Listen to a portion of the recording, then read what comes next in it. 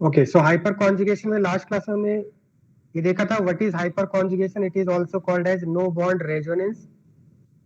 No bond resonance because इसमें पहले bond breaking होता है, देन उसके बाद रेजोनेंस का प्रोसेस होता है.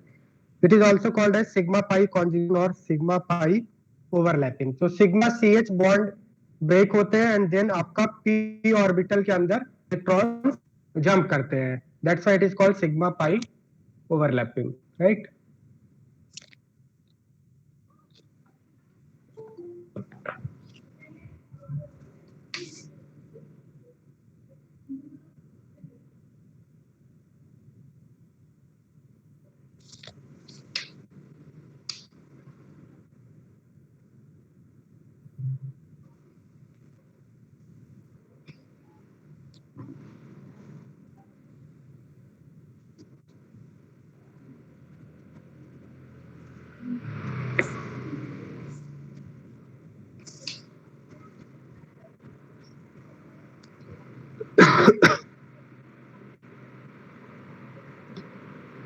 वॉइस आ रहा है आप सभी को properly?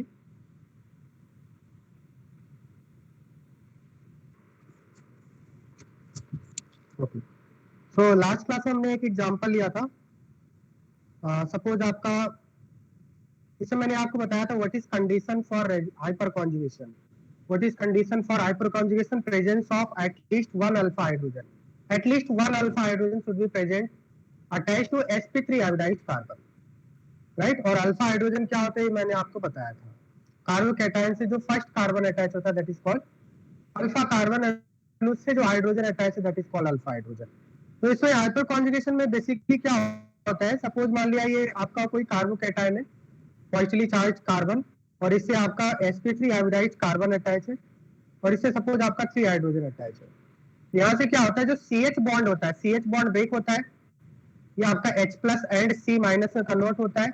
That mean CH bond के दोनों इलेक्ट्रॉन कार्बन के ऊपर आते हैं, और ये कार्बन पे ऊपर जो इलेक्ट्रॉन आ रहा है ये क्या करता है, आपस में कॉन्जुगेशन कर देता है. ये जो इलेक्ट्रॉन आ रहा है C माइनस अपने जो लोन पेयर इलेक्ट्रॉन है इसको कार्बोकैटायन के वैकेंट ऑर्बिटल में डोनेट कर देता है टू स्टेबलाइज दैट कार्बोकैटायन. तो बेसिकली हाइपर कॉन्जुगेशन क्यों होता है? हाइपर कॉन्जुगेशन क्यों होता है? To stabilise the carbocation, right.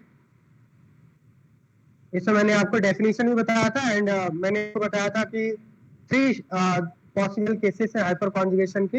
Hyper conjugation is possible in carbocation, free radicals and alkenes. But carbanion में जो नेगेटिवली चार्ज, अगर कार्बन के ऊपर नेगेटिव चार्ज है, कार्बिन आयन में हाइपर कॉन्जुगेशन नहीं होता है. ये मैंने आपको बताया था प्रीवियस क्लास में, राइट. यहाँ तक क्लियर है? प्रीवियस क्लास में कोई डाउट है आपको, बताइए. देन इसके बाद मैंने एप्लीकेशन ऑफ हाइपर कॉन्जुगेशन बताया था. Application of hyper conjugation is stability of carbocation. More the number of alpha hydrogen, more will B hyper conjugation, more will B stability of carbocation.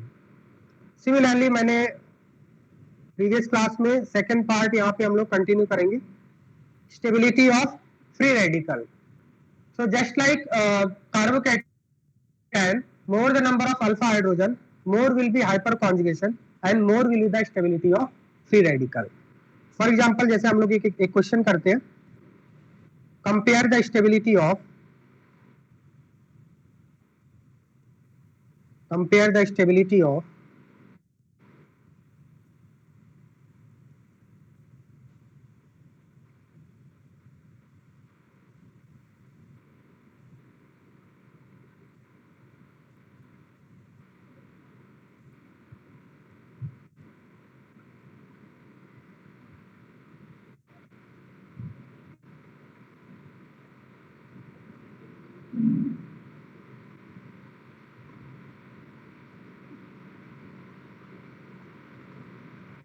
okay, so you have to compare the stability of following radicals.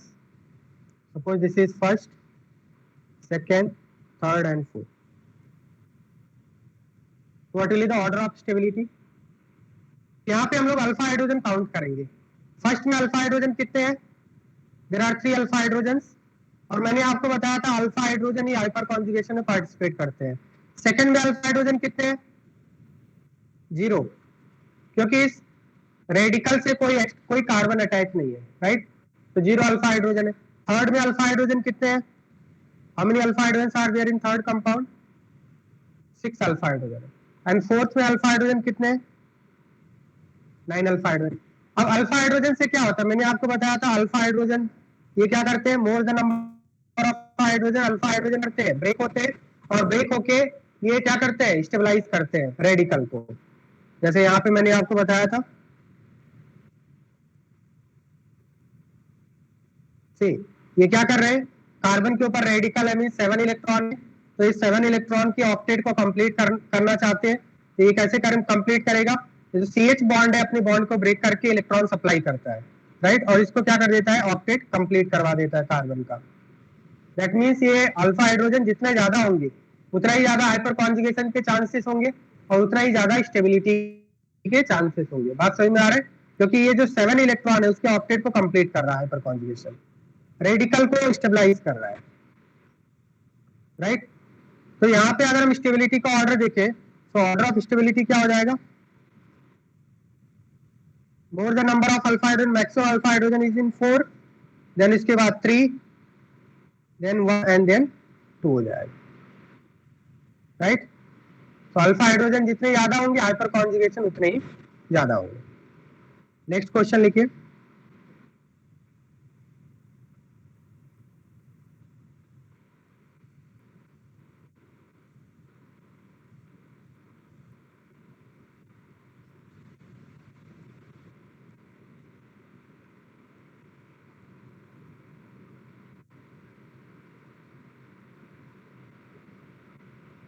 What will be order of stability?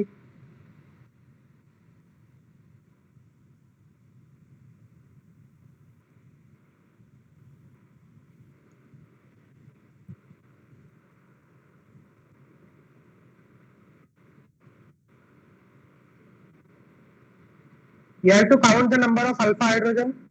Alpha hydrogen जितने ज्यादा होंगे उतना ही ज्यादा stability होगी, right. तो अभी यहाँ पे देखिए रेडिकल है, ये आपका रेडिकल है. इस रेडिकल से जो फर्स्ट कार्बन है इसको अल्फा बोलते हैं. तो फर्स्ट कार्बन से कितने एडेन हाइड्रोजन है? हमें एडेन हाइड्रोजन आर दिए to each carbon there should be 4 bond. यहाँ पे 1 एडेन हाइड्रोजन है. सेकेंड में अल्फा अल्फा कार्बन कितने? There are 3 alpha carbon, there are 3 alpha carbon. And alpha hydrogen कितने? 2 and 3 7, सॉरी 2 and 3 5 and 2 7. तो अल्फा हाइड्रोजन कितने हैं यहाँ पे? 7, राइट. थर्ड में अल्फा हाइड्रोजन कितने हैं बताइए? 1 यहाँ पे और 2 इधर है, ठीक है. रेडिकल से जो फर्स्ट कार्बन होगा उसको अल्फा कार्बन बोलते हैं. तो 2 and 1 3 अल्फा हाइड्रोजन होगा. So what will be order of stability? Maximum alpha hydrogen, maximum stability, right. तो सेकेंड, देन उसके बाद आपका हो जाएगा third, then first, second third first.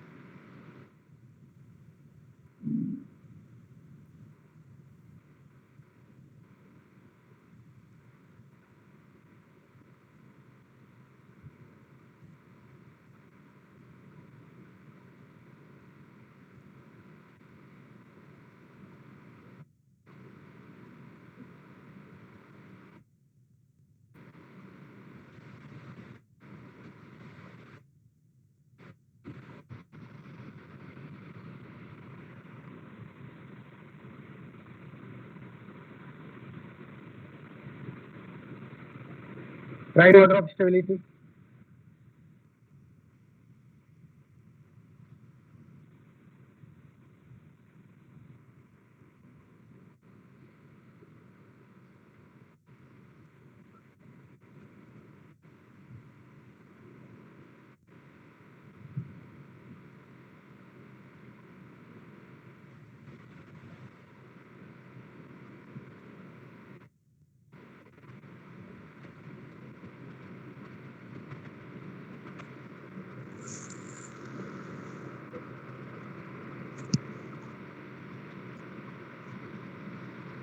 देखिए फर्स्ट में कौन सा इफेक्ट लगेगा?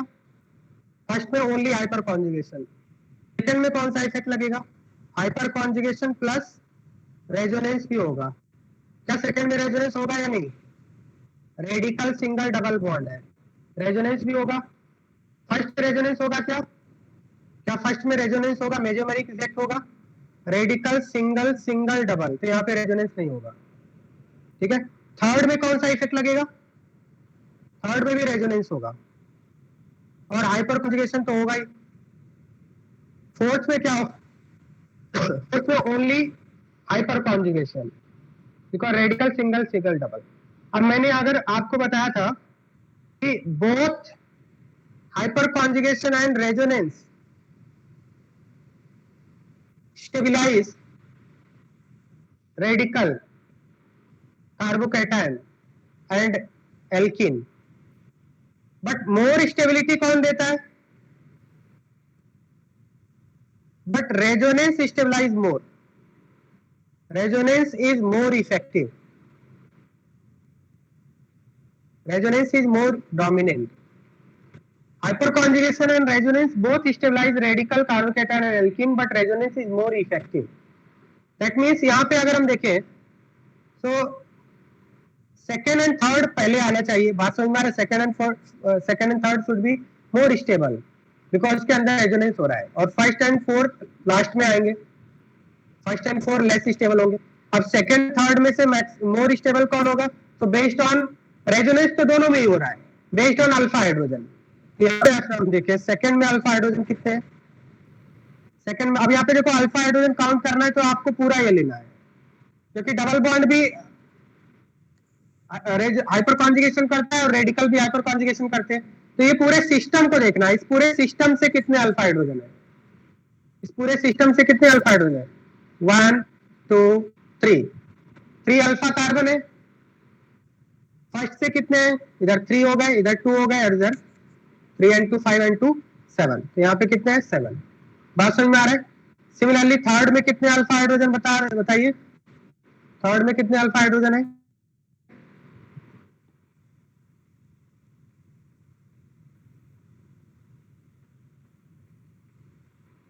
थर्ड में कितने अल्फा हाइड्रोजन, यहाँ पे आपका 1 और इधर आपके 2, 1 and 2 3, जो हिडन हाइड्रोजन है 3 आएंगे इधर। That means second and third में से ज्यादा स्टेबल कौन होगा, सेकंड, देन उसके बाद थर्ड आएगा।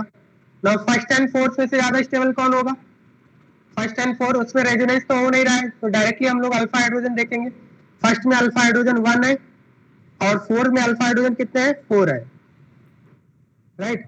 तो उसके बाद आपका हो जाएगा 4, 4 के बाद आपका हो जाएगा 1। इन दोनों में आपका रेजोनेंस प्लस हाइपर कॉन्जुगेशन दोनों हो रहा है, इसलिए ज्यादा स्टेबल है।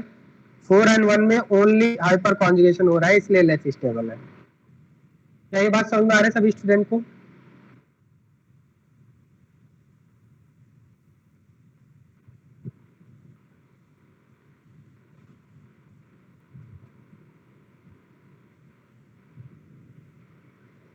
कॉपी कर लीजिए।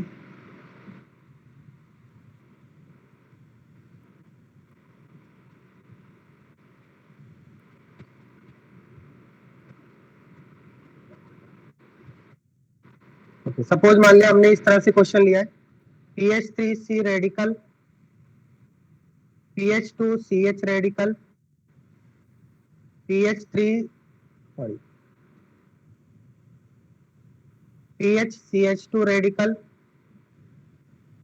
CH2 double bond CH radical, CH3 CH3 radical. What will your order of stability?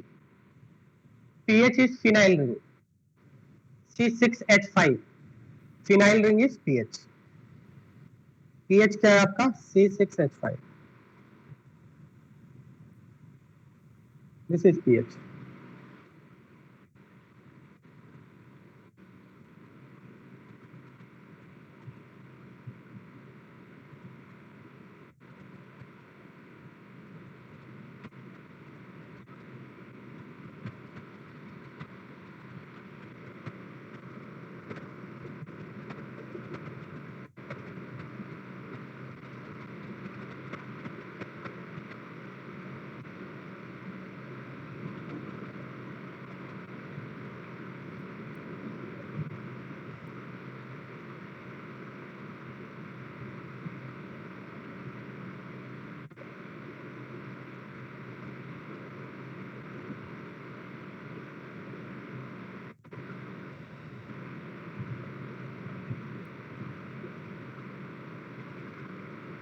Unmute करके भी बता सकते हैं। तो फर्स्ट में अगर हम देखें PH3C रेडिकल, PH3C रेडिकल कैसा है?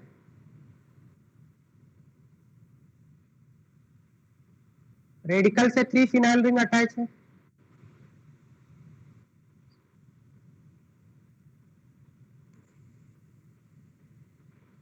अगर आपसे पूछा जाए up to how many carbon atom radical is delocalised, on how many carbon atoms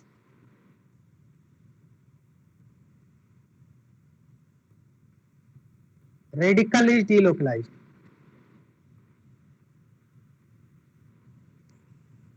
तो आपका आंसर क्या होगा?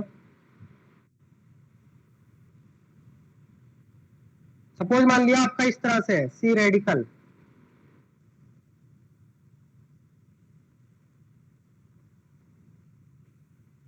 तो यहां से क्या होता है, नेक्स्ट स्टेप में इस तरह से होता है, ये आपका किस में कन्वर्ट हो जाता है, ये इधर रेडिकल एंड रेडिकल मिलके डबल बॉन्ड बन जाते हैं और ये यहां पे आ जाता है।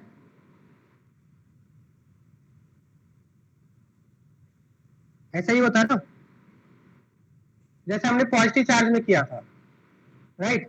देन उसके बाद क्या हो जाएगा, ये रेडिकल यहाँ पे आ जाएगा और वापस से कॉन्जुगेट होकर रेडिकल यहाँ पे आ जाएगा। दैट मीन्स रेडिकल कौन कौन से पोजीशन पे बेंजीन रिंग में जाता है, ऑर्थो एंड पैरा पोजीशन पे। तो 2 ऑर्थो 1 पैरा, राइट। तो एक बेंजीन रिंग में 3 कार्बन के ऊपर रेडिकल जाएगा। तो टोटल हमारे पास कितने बेंजीन रिंग है? 3 बेंजीन रिंग है। तो 9 एंड प्लस 1 एक ओरिजिनल स्ट्रक्चर है। 10 कार्बन के ऊपर आपका रेडिकल डीलोकलाइज होगा। और मैंने बताया था more the delocalisation more is the stability, more the delocalisation more is the stability. क्योंकि अगर डीलोकलाइजेशन नहीं होगा इसका मतलब एक ही कार्बन के ऊपर 7 इलेक्ट्रॉन है, और बाकी अगर डीलोकलाइजेशन होगा तो इसका मतलब अदर कार्बन एटम क्या कर रहे हैं, उसको सपोर्ट कर रहे हैं, उसको हेल्प कर रहे हैं, उसके इलेक्ट्रॉन डेफिशिएंसी को कम कर रहे हैं। तो मैंने आपको बताया था more the delocalisation more is the stability. तो maximum out of these 3 maximum delocalisation किसमें होगा? अगर हम देखें PH3C रेडिकल में तो 9 + 1 10 कार्बन के ऊपर डीलोकलाइजेशन हो रहा है। PH2CH में कितने होंगे? 2 बेंजीन रिंग है, 3 × 2 6 + 1 7 कार्बन के ऊपर डीलोकलाइजेशन होगा। PHCH2 में कितने कार्बन के ऊपर डीलोकलाइजेशन होगा? 3 कार्बन के ऊपर डीलोकलाइजेशन होगा। ये बात समझ में आ रहा है सभी स्टूडेंट को?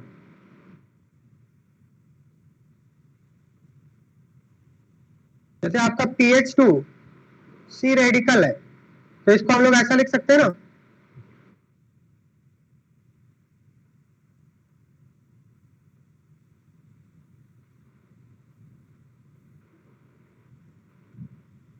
राइट। तो यहाँ पे कितने कार्बन के ऊपर रेडिकल आएगा? ऑर्थो एंड पैरा पे जाएगा, 7 कार्बन के ऊपर डीलोकलाइजेशन होगा, राइट। एंड यहाँ पे कितने कार्बन के ऊपर डीलोकलाइजेशन होगा बताइए?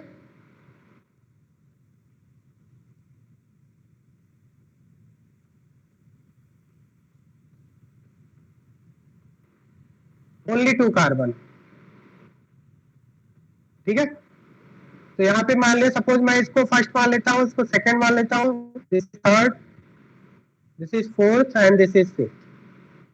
Then what will order of stability?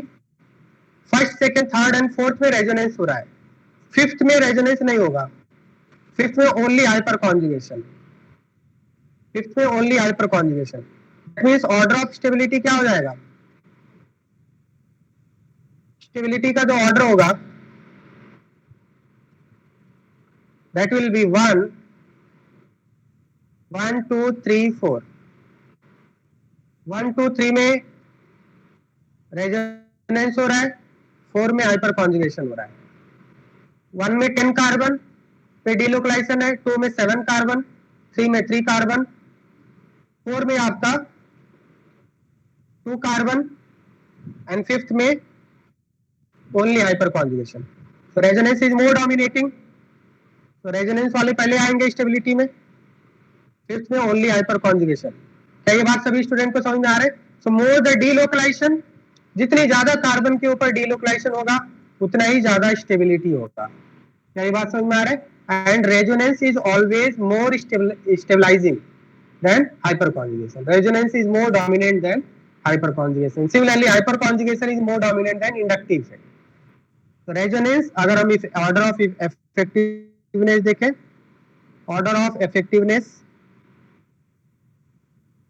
to stabilize carbocation or radical, so maximum stability is provided by resonance, then hyperconjugation, then inductive effect. इसके आगे हम लोग देखेंगे, इससे भी रेजोनेंस से भी ज्यादा होता है आपका एरोमेटिसिटी, जो हम लोग नेक्स्ट क्लास में देखेंगे, ठीक है। हाँ, क्या बोल रहे हैं आप? हाँ, फिफ्थ में हाइपर कॉन्जुगेशन क्यों है?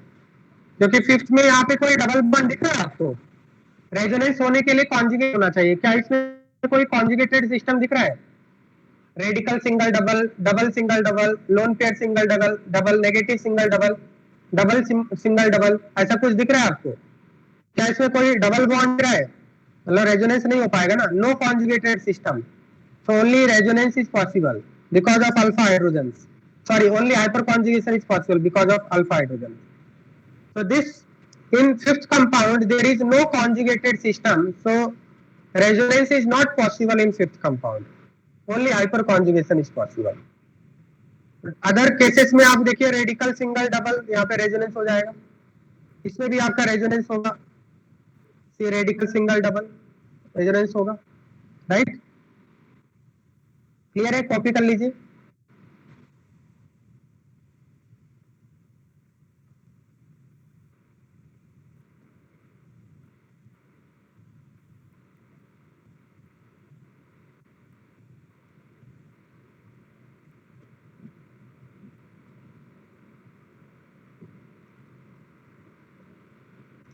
कॉपी करके बताइए।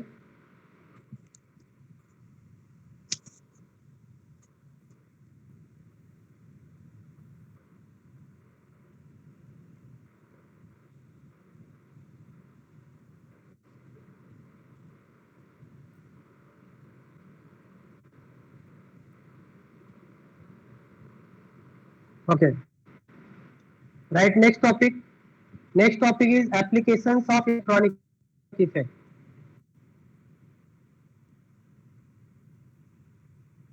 Applications of electronic effect. अभी देखिए हमने 3 इलेक्ट्रॉनिक इफेक्ट्स पढ़े हैं। कौन कौन से? First was inductive effect, then resonance और mesomeric, and third was hyperconjugation. इनके एप्लीकेशंस के बारे में हम लोग डिस्कस करेंगे। First application, electron density in benzene ring. Electron density in benzene ring. How to compare electron density in benzene ring? So electron density in benzene ring is directly proportional to electron releasing group and it is inversely proportional to electron withdrawing group. मतलब benzene ring से जितना ज्यादा electron releasing group attach होंगे, electron releasing में कौन कौन आते हैं? इलेक्ट्रॉन रिलीजिंग ग्रुप में कौन कौन आते हैं? प्लस एम, प्लस मेसोमेरिक की बात कर रहा है, ठीक है। एंड जितने ज्यादा इलेक्ट्रॉन रिलीजिंग ग्रुप अटैच होंगे उतना ही ज्यादा इलेक्ट्रॉन नेगेटिव बेंजीन रिंग के अंदर। एंड इलेक्ट्रॉन विड्रॉइंग ग्रुप क्या करेंगे? बेंजीन रिंग से इलेक्ट्रॉन विड्रॉ करेंगे और इलेक्ट्रॉन नेगेटिव कम कर देंगे बेंजीन रिंग में। What do you mean by electron withdrawing group? The group which show minus M effect, right? So we'll understand this with example. Write one example. First example, you have to compare. Question is compare order of electron density in benzene ring.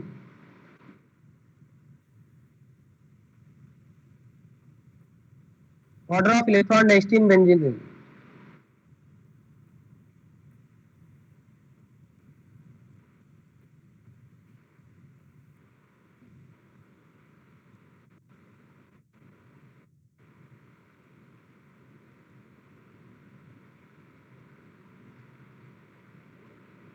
Compare order of electron density in benzene ring. आप इसको first second by default मानेंगे, first second third fourth, ठीक है। इस तरह से सभी question में ऐसा ही मानना है आपको। बताइए क्या ऑर्डर होगा?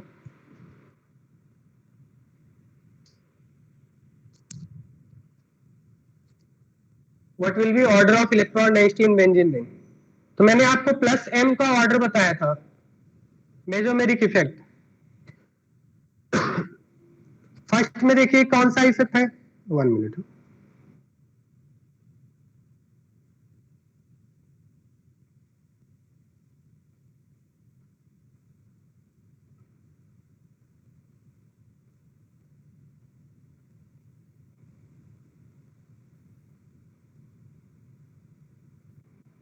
फर्स्ट में कौन सा इफेक्ट लगेगा,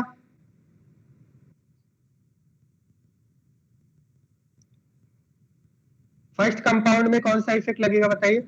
ओ एन ए का मतलब क्या है, ओ एन ए को क्या लिख सकते हैं आप, O minus N A plus लिख सकते हैं, बताइए, O minus N A plus.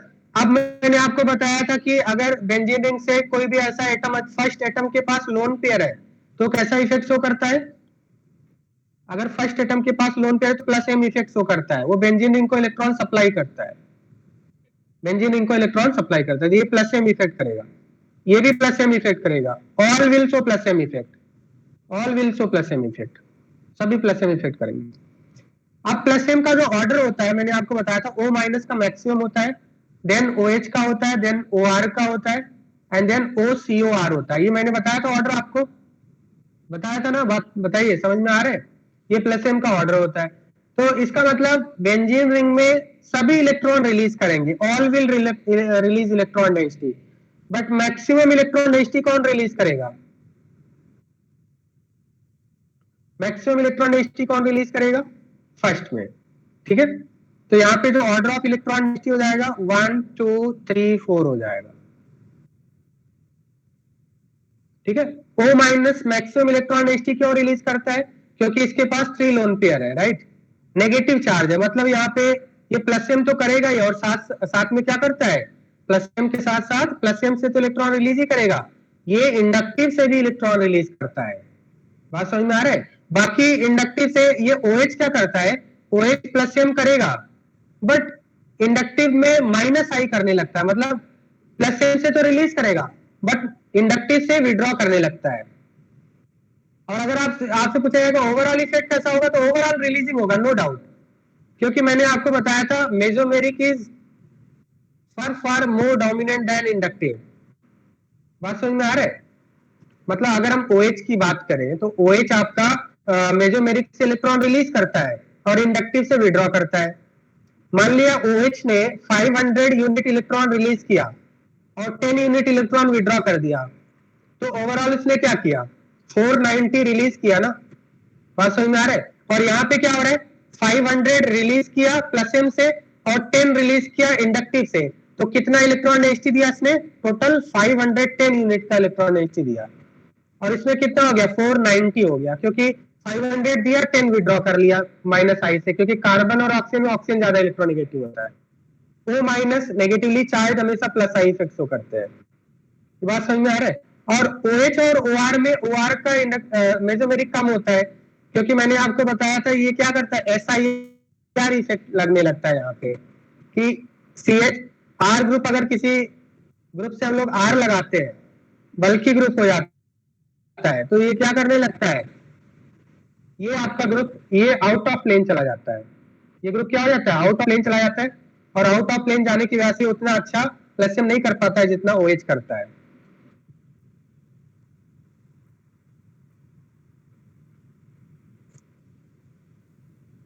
बात समझ में आ रहे हैं, बताइए। एंड OCH3 एंड OCOCH3 में बताइए, OCH3 एंड OCOCH3 में, तो OCOCH3 में आपका 50-50 हो गया ना, क्योंकि OCOCH3 में ऑक्सीजन का लोन पेयर CO के साथ भी कॉन्जुगेशन में है और बेंजीन के साथ भी कॉन्जुगेशन में है, तो इसका मतलब 50-50 हो गया, तो इसलिए OCOCH3 में कम हो गया OCH3 से। ये ऑर्डर समझ में आ गया सभी स्टूडेंट्स को। नेक्स्ट लिखिए सेकंड,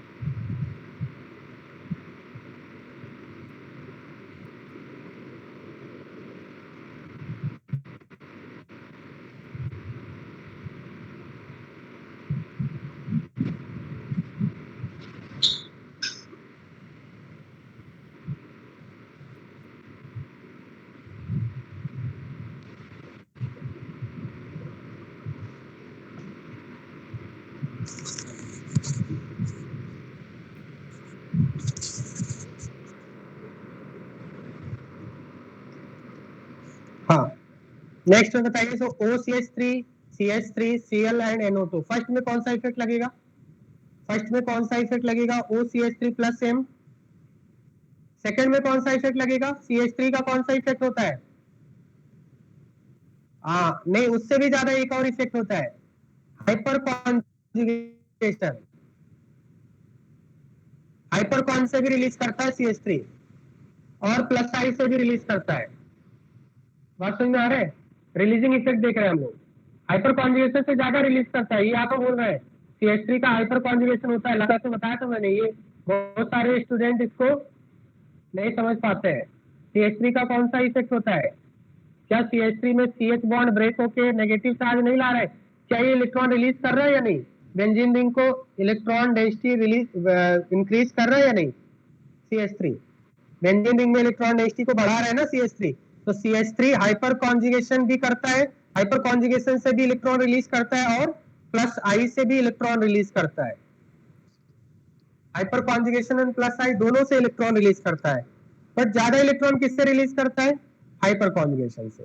तो ओवरऑल रिलीजिंग इफेक्ट हुआ। Cl, अगर हम Cl की बात करें तो Cl मैंने बताया था, Cl के पास लोन पेयर होता है। हाँ, Cl के पास लोन पेयर होता है। इसका जो माइनस आई होता है वो मोर देन जितने भी हैलोजेंस होते हैं, ऑल हैलोजेंस, सभी हैलोजेंस का माइनस आई ज्यादा होता है मेसोमेरिक से। बाकी सभी ग्रुप्स में मेसोमेरिक ज्यादा डोमिनेट होता है इंडक्टिव से, एक्सेप्ट हैलोजेंस। हैलोजेंस में इंडक्टिव ज्यादा डोमिनेट होता है मेसोमेरिक से। तो हैलोजन का ओवरऑल इफेक्ट कैसा होता है? विड्रॉइंग इफेक्ट होता है, मतलब ये EWG ग्रुप है, मतलब ये इलेक्ट्रॉन रिलीज नहीं करेगा, विड्रॉ करेगा। ये मेसोमेरिक, इसलिए मैंने 2 एरो बनाया। और NO2 is a very powerful electron withdrawing, ये माइनस M भी करता है, माइनस I भी करता है, मतलब माइनस M से भी विड्रॉ करता है और माइनस I से भी विड्रॉ करता है। बात समझ में आ रहा है? इसका मतलब NO2 बेंजीन रिंग से इलेक्ट्रॉन डेंसिटी विड्रॉ कर रहा है। NO2 बेंजीन रिंग पे कैसा चार्ज लेके आएगा? अगर NO2 का आप मेसोमेरिक रेजोनेंस बनाएंगे तो बेंजीन रिंग पे ये इस तरह से जाएगा, और बेंजीन रिंग पे पॉजिटिव चार्ज लेके आता है। कौन कौन से पोजीशन पे? ऑर्थो एंड पैरा पोजीशन पे। जब आप बनाएंगे इसका resonative structure, ortho and para position पे पॉजिटिव चार्ज लेके आता है। OCH3 नेगेटिव चार्ज लेके आता है, OCH3 नेगेटिव चार्ज लेके आता है बेंजीन रिंग के ऊपर। बात समझ में आ रहे? तो इसका मतलब बेंजीन रिंग में मैक्सिमम इलेक्ट्रॉन डेंसिटी किधर हो रहा है? मैक्सिमम इलेक्ट्रॉन डेंसिटी किस मिलेगा? फर्स्ट में। ये इफेक्ट आपको पता होना चाहिए, सभी स्टूडेंट को ये इफेक्ट पता होना चाहिए। बात समझ में आ रहा है? इफेक्ट्स पता होना चाहिए कि किस में कौन सा इफेक्ट लग रहा है। ये सभी को क्लियर हो रहा है? क्या ये इफेक्ट समझ में आता है आपको? ठीक है, ये इफेक्ट आपको जानना जरूरी है कि किसमें कौन सा effect, you have to identify this. So first maximum हो जाएगा, देन फर्स्ट के बाद आपका सेकंड हो जाएगा, क्योंकि फर्स्ट एंड सेकंड में रिलीजिंग है, थर्ड में विड्रॉइंग, और फोर्थ में पावरफुल विड्रॉइंग ग्रुप लगा हुआ है। तो इन दोनों में इलेक्ट्रॉन रिलीजिंग लगा हुआ है, थर्ड एंड फोर्थ में विड्रॉइंग लगा हुआ है, तो इसलिए electron density third and fourth में कम हो गया। क्या ये सभी स्टूडेंट को समझ में आ रहा है? बताइए।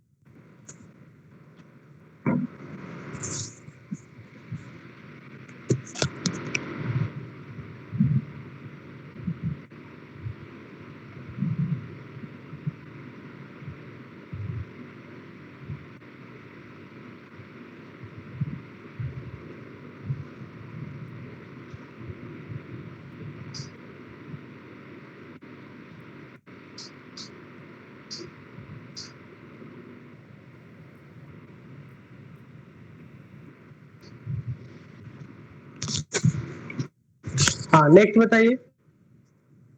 What will order of electron density in benzene ring?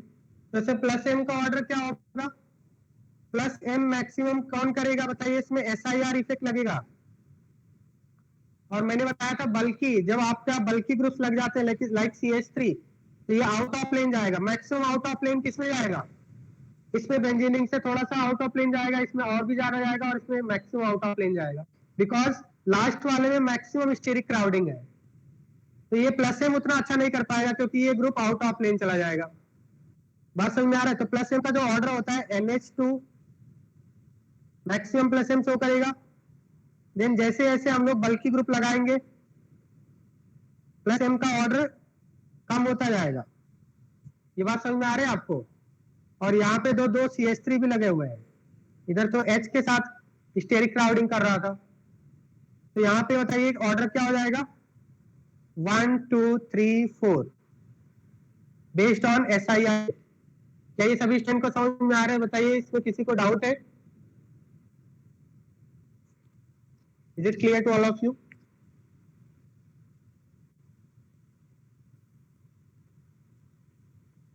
नहीं, प्लस एम नहीं काउंट करते हैं। जब भी हाइड्रोजन होगा तो हाइड्रोजन का ओनली -I काउंट करेंगे।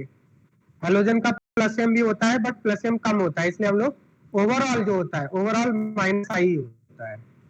ठीक है, क्योंकि प्लस एम -I ज्यादा होता है प्लस एम से, तो प्लस एम नेग्लिजिबल होता है हाइड्रोजन के केस में। So in case of hydrogen you have to consider only -I।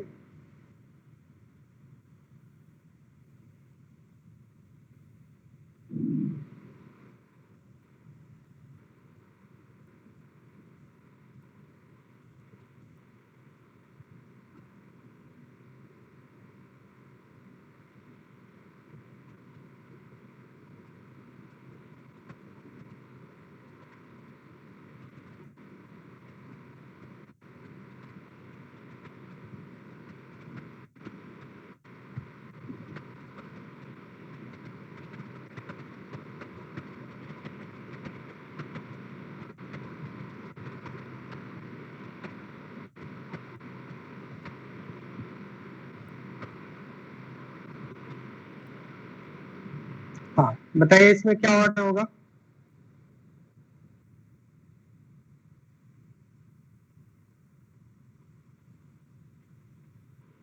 Order of electron density in benzene ring?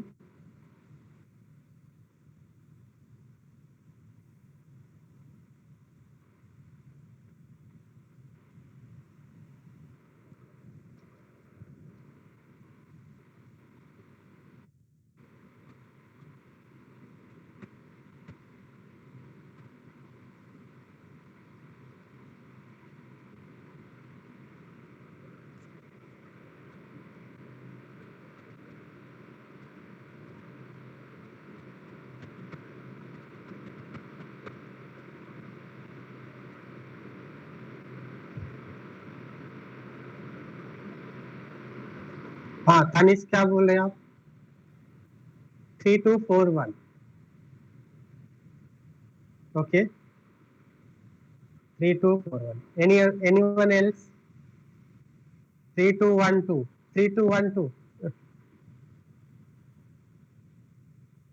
3241। बताइए सभी स्टूडेंट, आंसर बताइए जल्दी से, आंसर बताइए।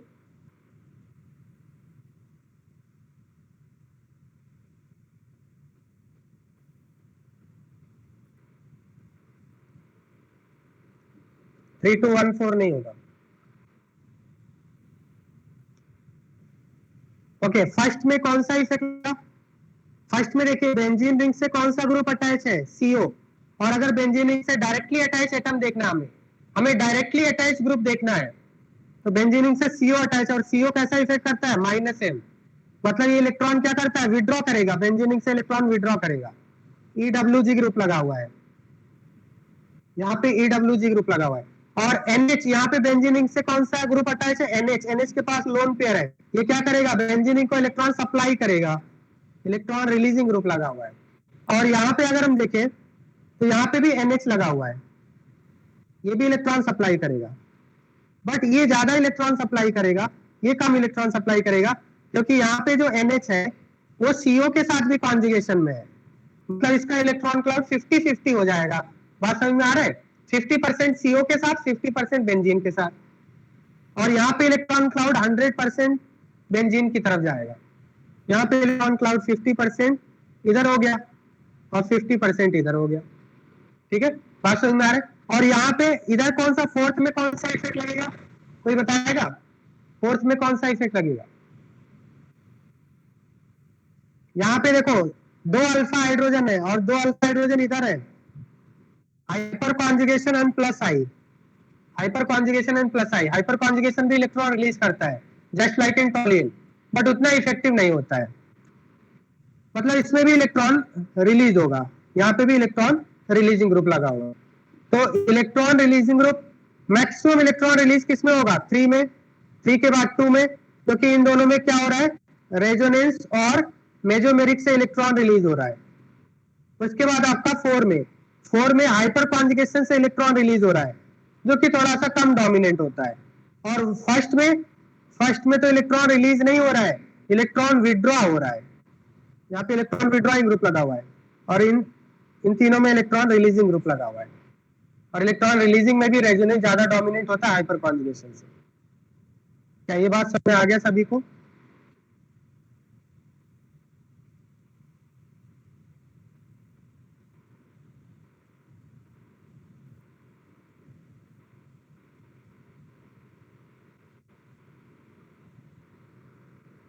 कॉपी कर लीजिए।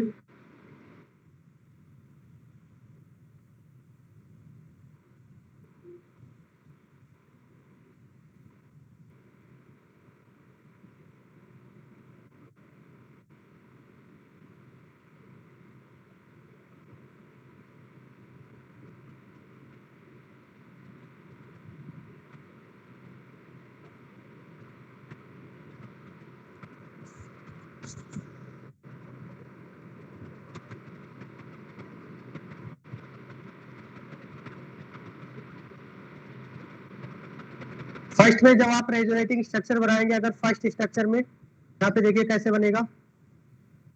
See how it releases electron density, sorry withdraws electron density, जैसे यहाँ पे इस टाइप से है, राइट।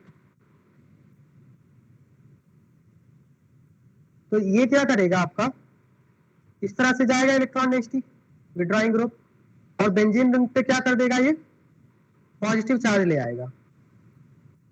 यहाँ से क्लियरली आपको दिख रहा है बेंजीन रिंग पे पॉजिटिव चार्ज आ गया, इसका मतलब बेंजीन रिंग से इलेक्ट्रॉन डेंसिटी क्या कर दिया, डिक्रीज कर दिया ना।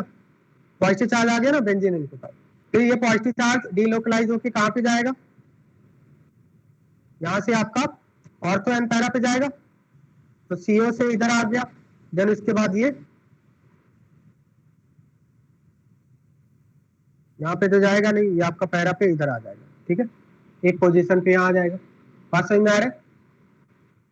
That's why I said that it is electron withdrawing group. ये समझ में आ गया बात, इलेक्ट्रॉन विड्रॉइंग क्यों है? Because it creates positive charge on the benzene ring, electron deficiency कर दे रहा है बेंजीन। अब अगर मान लिया सपोज ऐसा है, पहले NH लगा हुआ है देन CO लगा हुआ है, पहले NH लगा हुआ है देन CO लगा हुआ है, तो क्या करेगा, बेंजीन रिंग पे कैसा चार्ज लाएगा सही? बेंजीन रिंग पे नेगेटिव चार्ज लाएगा। नेगेटिव का मतलब इलेक्ट्रॉन डेंसिटी इंक्रीज कर दिया ना। बात समझ में आ रहा है? नेगेटिव का मतलब इलेक्ट्रॉन डेंसिटी इसने क्या कर दिया, इंक्रीज कर दिया बेंजीन रिंग, और वापस से ये डीलोकलाइज होके यहाँ पे आएगा। तो ये क्लियर हो गया सभी को, why this one is electron withdrawing and this one is electron releasing।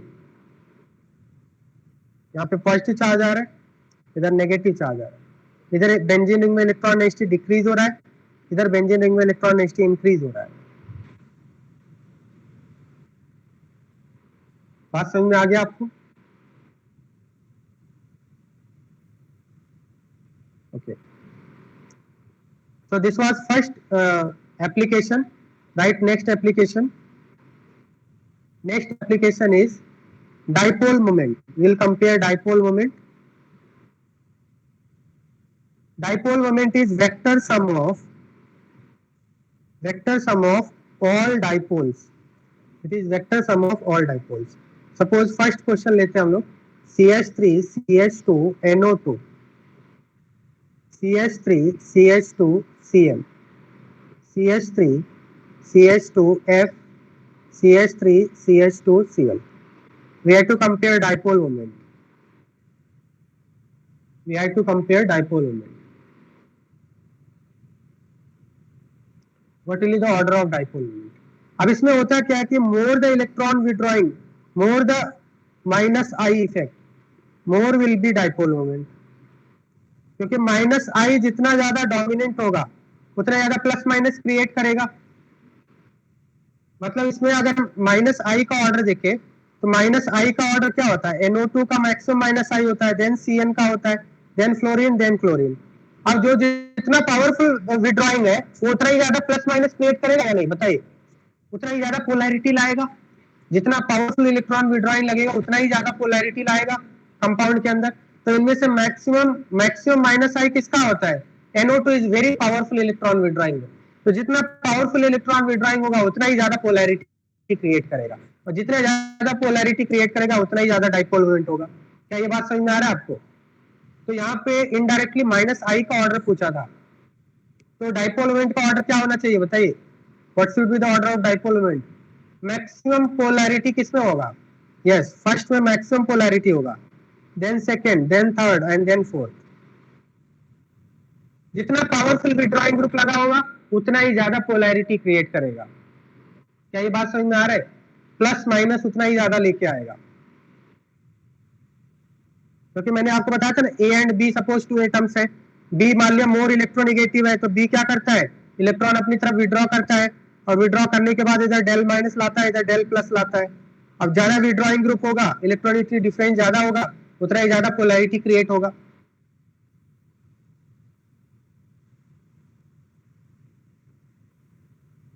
Second CH3Cl, CH3CH2Cl, CH3CH3Cl.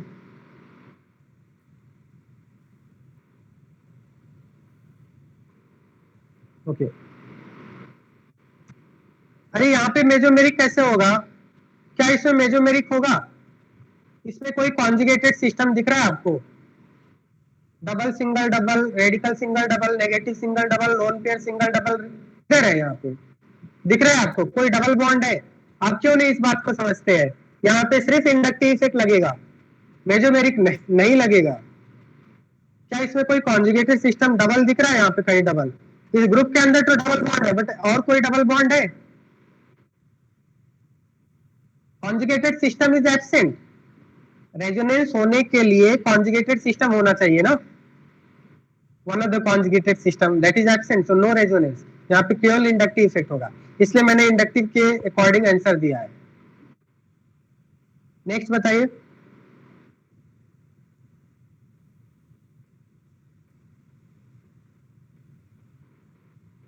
Order of dipole moment. अब देखिए Cl तो सभी में सेम है, तो हमें क्या देखना है, अगर कंपैरिजन करना है तो डिफरेंस देखना है. यहाँ पे डिफरेंस कहाँ पे है? अगर हम डिफरेंस देखें तो number of plus I groups में डिफरेंस है. फर्स्ट में कितना प्लस आई है? इधर आपका 1 प्लस आई है, इधर 2 प्लस आई ग्रुप्स है, और इधर 3 प्लस आई ग्रुप्स है. So more the plus I group more will be dipole moment. होगा या नहीं? क्योंकि जितना ज्यादा इलेक्ट्रॉन रिलीज करेंगे अल्टीमेटली Cl की तरफ ट्रांसफर होगा, और इलेक्ट्रॉन रिलीज करना और एक इलेक्ट्रॉन विड्रॉ करना, पोलैरिटी कैसे आता है? पोलैरिटी कैसे आता है? अगर ए इलेक्ट्रॉन रिलीज करे और बी इलेक्ट्रॉन विड्रॉ करे उतना ही पोलैरिटी आएगा. बात समझ में आ रहा है? अगर मान लिया CC बॉन्ड है तो क्या इसमें कोई कोई पोलैरिटी होगा? इसमें क्या कोई पोलैरिटी होगा? नहीं. पोलैरिटी कब आता है? जब एक एटम इलेक्ट्रॉन रिलीज करे, दूसरा एटम इलेक्ट्रॉन विड्रॉ करे, तभी तो पोलैरिटी आता है. तो अभी इसके पहले वाले में हमने क्या देखा? इसके पहले वाले में हमारा जो चेन था वो सेम था. तो यहाँ पे जहाँ पे डिफरेंस होता है वहां पे देखना होता है हमें. डिफरेंस क्या था? ग्रुप्स में डिफरेंस था, तो ग्रुप्स का माइनस आई कंपेयर करके हमने आंसर दे दिया. यहाँ पे क्या ग्रुप्स अलग अलग है? विड्रॉइंग जो ग्रुप है वो सेम है, रिलीजिंग ग्रुप अलग अलग है. तो यहाँ पे देखेंगे more the releasing group more will be dipole moment. कि जितना ज्यादा रिलीज करेगा सामने वाला एलिमेंट उतना ज्यादा विड्रॉ करने की टेंडेंसी रखेगा, और जितना रिलीजिंग विड्रॉइंग उतना ज्यादा पोलैरिटी आएगा. बात समझ में आ रहा है? तो बताइए डाइपोल मोमेंट का ऑर्डर क्या होगा? एक एटम रिलीज करना चाहिए, दूसरा विड्रॉ करना चाहिए. डाइपोल मोमेंट का ऑर्डर क्या होगा, यहाँ पे 1 रिलीजिंग, यहाँ पे 2 रिलीजिंग, यहाँ पे 3 रिलीजिंग ग्रुप्स है, प्लस आई के बेसिस पे आंसर देना है, प्लस आई के बेसिस पे। तो मैक्सिमम रिलीजिंग किसमें होगा, maximum dipole moment 4 then 3 then 2 then 1, ये ऑर्डर हो जाएगा। क्या ये बात समझ में आ रहा है या नहीं?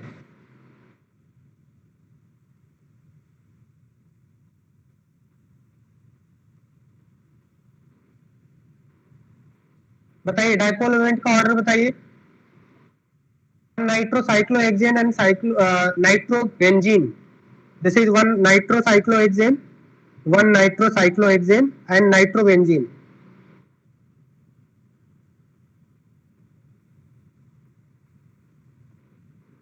बताइए,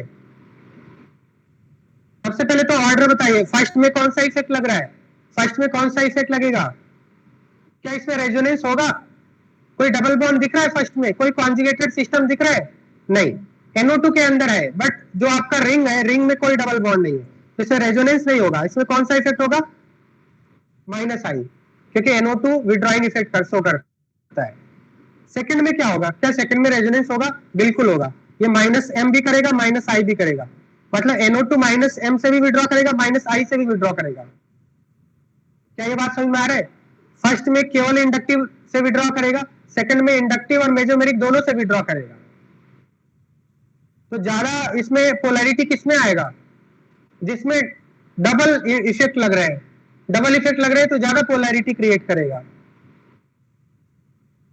जैसे यहाँ पे देखो, यहाँ पे इंडक्टिव से विड्रॉ करेगा, और इंडक्टिव जो है मेजोमेरिक इफेक्ट और इंडक्टिव में अगर कंपेयर किया जाए तो inductive is very weak effect. ये क्या करेगा, यहाँ से डेल प्लस क्रिएट करेगा, और जब NO2 मेजोमेरिक से विड्रॉ करेगा तो पूरा फुल पॉजिटिव चार्ज आएगा।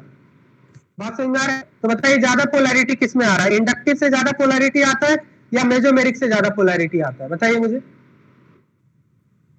मेजोमेरिक से ज्यादा पोलैरिटी आता है, तो इसमें डाइपोल मोमेंट का ज्यादा होगा, सेकंड का ज्यादा होगा फर्स्ट से। क्या इसमें किसी को डाउट है?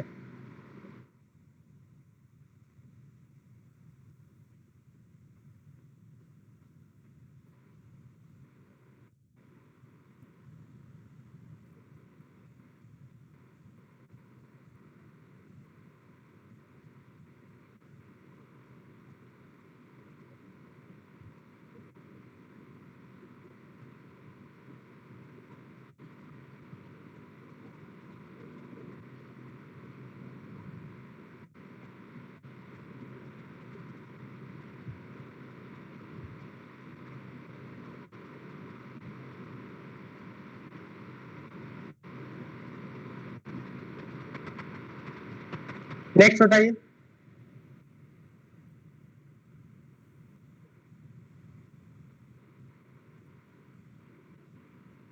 One chlorocyclohexane and chlorobenzene which will have higher dipole moment,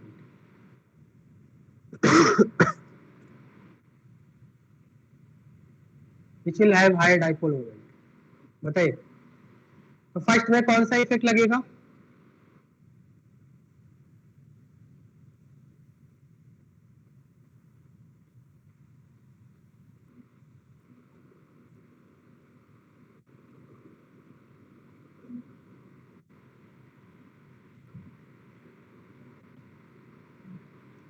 first में माइनस आई, हेलोजेंस का माइनस आई इफेक्ट लगता है only, will consider only minus I for halogens, और इसमें कोई डबल बॉन्ड तो है नहीं तो रिलीज कर नहीं पाएगा।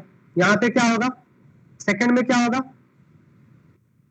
सेकंड में कौन सा इफेक्ट लगेगा, प्लस एम और माइनस आई, प्लस एम से रिलीज करेगा माइनस आई से विड्रॉ करेगा। तो यहाँ पे प्लस एम से रिलीज कर रहा है, माइनस आई से विड्रॉ कर रहा है,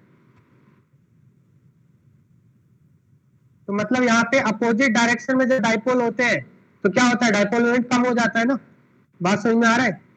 तो यहाँ पे सिंगल एक ही डायरेक्शन डाइपोल मोमेंट है, और यहाँ पे क्या है, देखो इंडक्टिव और मेसोमेरिक में ज्यादा डोमिनेंट कौन होता है बताइए, Cl वाले केस में, हेलोजन के केस में इंडक्टिव ज्यादा डोमिनेंट होता है।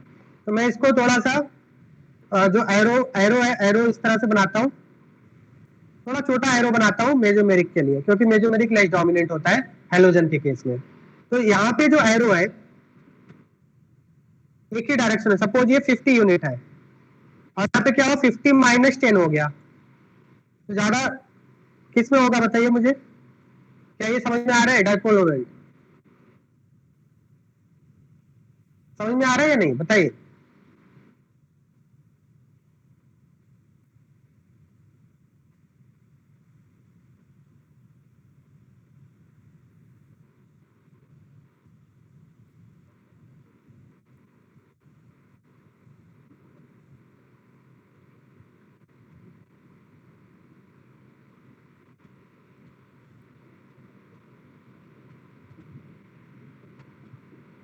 Order of dipole moment,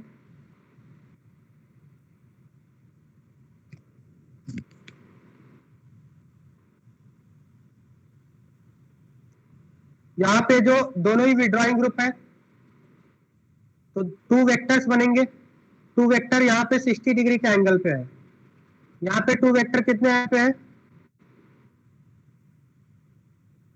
120 degree के एंगल पे है, यहाँ पे टू वेक्टर 180 डिग्री के एंगल पे है, सीएल का माइनस आई होता है, ठीक है, तो यहाँ पे तो डायपोल मोमेंट जीरो हो जाएगा 180 डिग्री पे है, ठीक है।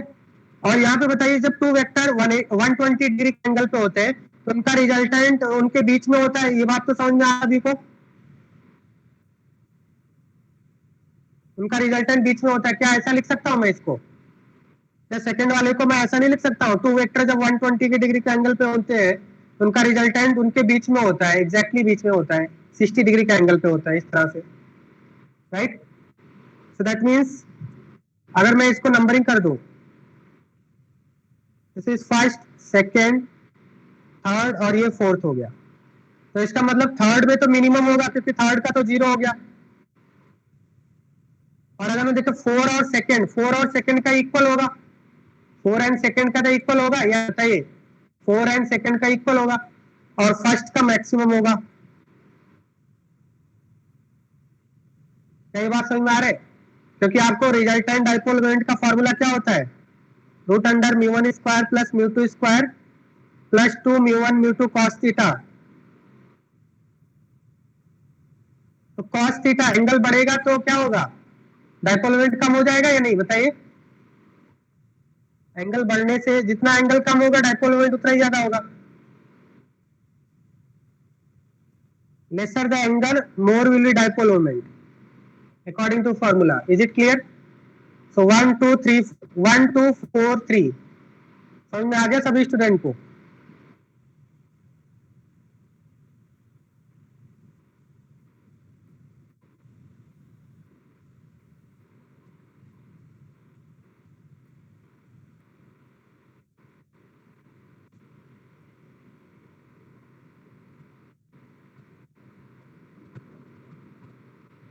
यहाँ पे बताइए डायपोल मोमेंट का ऑर्डर क्या होगा, तो यहाँ पे रिलीजिंग ग्रुप लगे हुए हैं, तो यहाँ पे जब वेक्टर बनेगा तो वेक्टर कुछ इस तरह से बनेगा, ये आगे कंटिन्यू करना होता है वेक्टर, ये समझ में आता है क्या? ये रिलीजिंग ग्रुप्स है ना, तो वेक्टर यहाँ पे कंटिन्यू करेंगे तो यहाँ पे भी 60 डिग्री का एंगल बनेगा, तो ये पढ़ा है आपने इस तरह से, अगर टू वेक्टर्स है तो इनको कैसे करते हैं, आगे एक्स्ट्रापोलेट करते हैं, राइट, ये पता है ना, एंगल ये वाला देखते हैं हम लोग, राइट, ये वाला एंगल नहीं देखते हैं हम लोग, ये वाला एंगल देखते हैं, ये तो पढ़ा होगा फिजिक्स में, राइट। तो हमने क्या किया, यहाँ पे रिलीजिंग है, हाँ रिलीजिंग है ना, तो आगे एक्स्ट्रापोलेट करेंगे तो 60 मिलेगा, यहाँ पे भी ये दोनों रिलीजिंग है, एक्स्ट्रापोलेट करेंगे तो कितना एंगल मिलेगा, कितना एंगल मिलेगा, 120 डिग्री का एंगल मिलेगा, और यहाँ पे तो 180 है, ये तो आपका जीरो हो जाएगा क्योंकि ये एक दूसरे को क्या कर देंगे, कैंसिल कर देंगे, ये बात समझ में आ रहा है या नहीं? ये एक दूसरे को कैंसिल कर देंगे, ठीक है, तो ये जीरो हो जाएगा, तो यहाँ पे बताइए वही हो गया आपका, lesser the angle more will dipole moment, बताइए ऑर्डर क्या होगा, क्योंकि यहाँ पे फॉर्मूले कॉस थीटा होता है,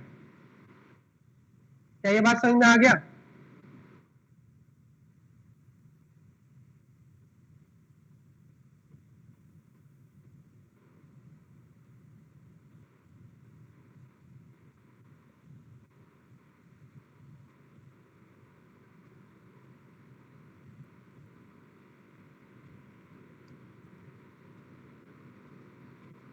अब यहाँ पे जो मैंने केस लिया है 7th वाला केस थोड़ा सा डिफरेंट है।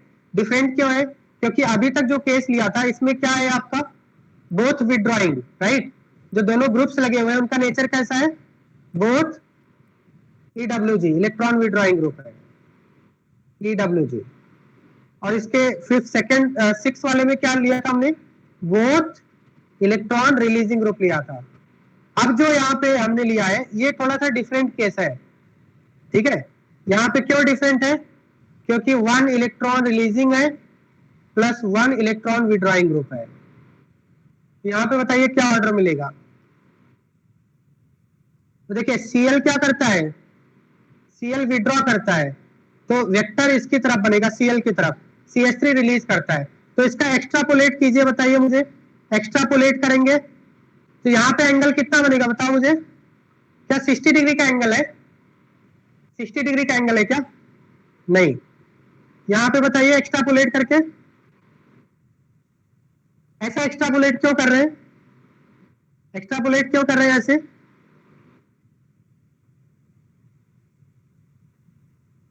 हाँ, क्योंकि ये वेक्टर का रूल होता है ना, ऐसा ही करते हैं ना। तो यहाँ पे 120 नहीं मानेंगे, 120 नहीं मानेंगे, क्योंकि यहाँ पे एक वेक्टर ऐसे है दूसरा वेक्टर ऐसे है, तो ऐसे कभी नहीं करते, दोनों को हम लोग एक्स्ट्रापोलेट कर देंगे इस तरह से, ये वाला एंगल लेते हैं, correct, clear, not this angle.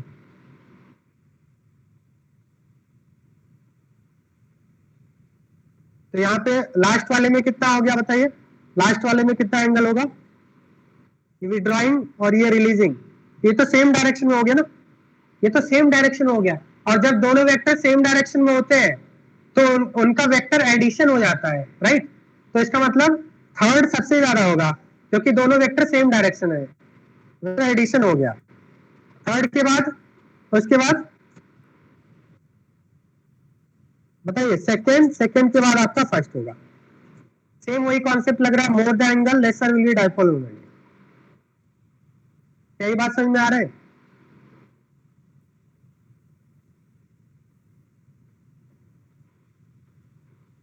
मतलब यहाँ पे क्या हो गया, जब आपके बोथ इलेक्ट्रॉन विड्रॉइंग ग्रुप थे तो ऑर्डर क्या आ रहा था, बोथ इलेक्ट्रॉन विड्रॉइंग ग्रुप में ऑर्डर क्या आ रहा था बताइए, बोथ EWG, बोथ EWG। तो ऑर्डर क्या ले रहे थे हम लोग, ऑर्थो मेटा पैरा। और अगर 1 इलेक्ट्रॉन रिलीजिंग 1 इलेक्ट्रॉन विड्रॉइंग तो ऑर्डर क्या होगा, PMO। ऑर्डर क्या होगा, पैरा मेटा ऑर्थो, यही है ना। देखिए पैरा का मैक्सिमम हो रहा है, then meta then ortho, clear, बात समझ में आ रहा है?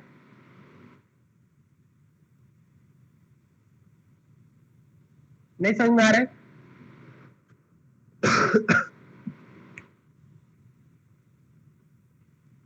कुछ बोलेंगे या नहीं, क्या ये बात समझ में आ रहा है या नहीं? अरे इसके पहले कैसा था, इसके पहले वाला ऑर्डर क्या था, 1 2 3 था ना, मतलब ऑर्थो मेटा पैरा था, ऑर्थो मेटा पैरा। अभी क्या आ रहा है, पैरा मेटा ऑर्थो आ रहा है, पैरा का मैक्सिमम हो रहा है।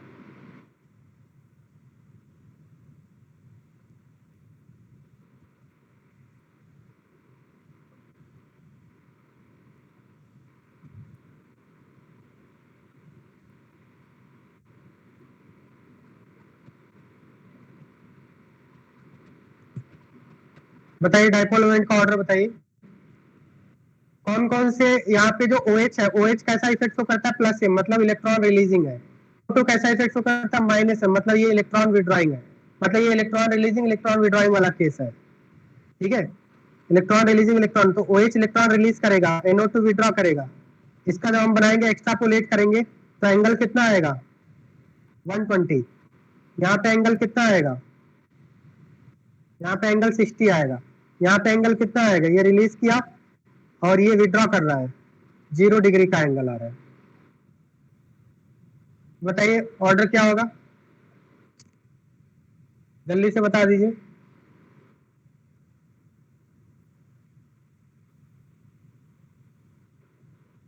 3 2 1 हो जाएगा, ठीक है, everyone is comfortable in this, बताइए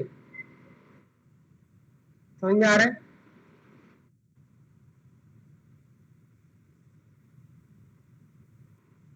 नेक्स्ट एप्लीकेशन देखेंगे हम लोग, सेकंड एप्लीकेशन देख लिया, थर्ड एप्लीकेशन लिखिए। Third application is bond length, application of electronic effect. Third application is bond length, how to compare bond length. तो इसमें हम लोग पहले एक पॉइंट लिखेंगे, the size of double bond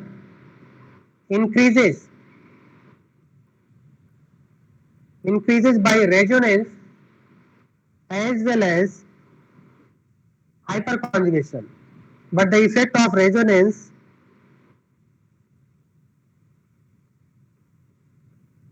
is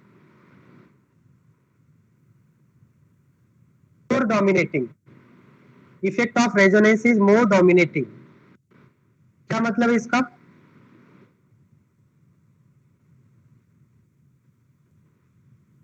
मान लीजिए सपोज इस तरह से है, CH2 डबल बॉन्ड CH2, ठीक है, ध्यान से देखकर समझा रहा हूं मैं। और दूसरा केस है CH2 डबल CHNO2। सपोज मान लीजिए CC bond X bond length है और ये Y है, compare X and Y bond length, compare X and Y, suppose ये क्वेश्चन, ठीक है। तो क्या होता है, इसमें जो X है इसका बॉन्ड ऑर्डर होगा 2, क्योंकि ये प्योर डबल बॉन्ड है। बट Y में क्या होगा, Y में जब आप करेंगे तो इसको हम लोग अगर एक्सपेंड करके लिए तो ऐसे लिखेंगे, बताइए, और इसमें रेजोनेंस होगा, इसमें रेजोनेंस होगा, बताइए।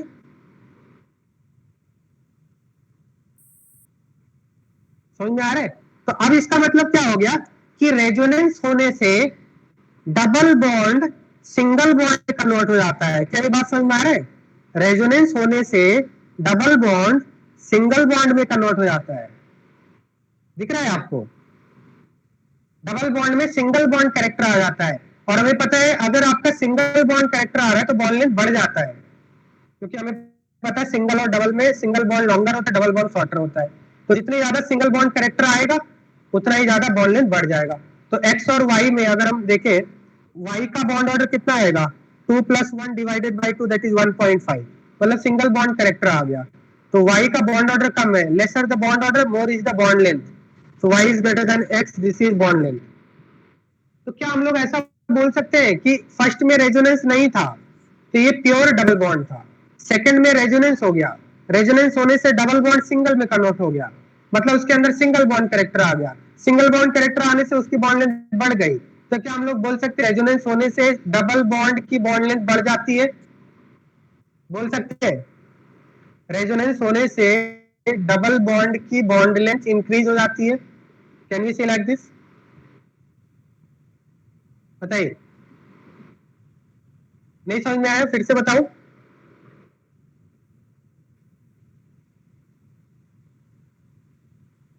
हाँ, हमेशा ऐसा होगा, रेजोनेंस होने से चाहे माइनस आई हो या प्लस माइनस एम इफेक्ट हो या प्लस एम इफेक्ट हो, प्लस एम में भी ऐसा ही होगा।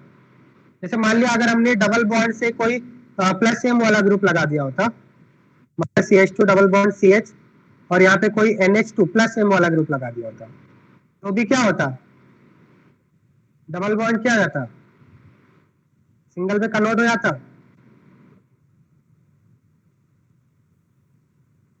हो गया ना? तो CC बॉन्ड ऑर्डर कितना हो गया, 1.5 हो गया ना, बॉन्ड ऑर्डर कम हो गया, बॉन्ड लेंथ बढ़ गया।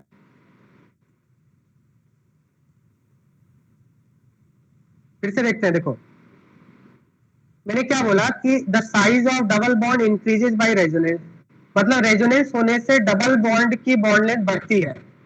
क्यों बढ़ती है? क्योंकि डबल बॉन्ड में सिंगल बॉन्ड कैरेक्टर आ जाता है। जैसे एक एग्जांपल लिया हमने, एक कंपाउंड हमने लिया जिसमें कोई भी रेजोनेंस नहीं है, इसमें कोई भी रेजोनेंस नहीं है, तो सीसी बॉन्ड ऑर्डर कितना होगा, 2, प्योर डबल बॉन्ड। दूसरा कंपाउंड लिया जिसके अंदर रेजोनेंस हो रहा है, तो रेजोनेंस होने से जब इसका रेजोनेटिंग स्ट्रक्चर बनाया हमने तो डबल बॉन्ड सिंगल में कन्वर्ट हो गया, मतलब डबल बॉन्ड के अंदर सिंगल बॉन्ड कैरेक्टर आ गया। और अगर सिंगल बॉन्ड कैरेक्टर आ गया तो बॉन्ड ऑर्डर कम हो गया है नहीं, बॉन्ड ऑर्डर कम हो गया, 2 से 1.5 हो गया, बॉन्ड ऑर्डर कम हो गया, इसका मतलब बॉन्ड लेंथ बढ़ गया, क्योंकि सिंगल बॉन्ड कैरेक्टर आने से बॉन्ड लेंथ बढ़ जाती है। Just like double and single में आपसे पूछा है विच इज लॉन्गर, तो आप बोलेंगे single bond is always longer than double bond, CC single bond longer than CC double bond. तो सिंगल बॉन्ड कैरेक्टर आने से बॉन्ड लेंथ बढ़ जाती है, तो रेजोनेंस डबल को सिंगल में कन्वर्ट कर देता है, तो इसलिए क्या होता है, डबल बॉन्ड की बॉन्ड लेंथ बढ़ जाती है, सीसी डबल बॉन्ड की बॉन्ड लेंथ क्या आती है, बढ़ जाती है। बात समझ में आ गया। यहाँ पे एक्स एंड वाई में अगर आपको कंपेयर करना है तो Y is greater than X बोलेंगे, क्योंकि वाई में रेजोनेंस हो रहा है, तो वाई में क्या हो गया, डबल में सिंगल बॉन्ड करेक्टर आ गया, सी डबल बॉन्ड सिंगल में कन्वर्ट हो गया। अभी समझ में आ गया सभी को।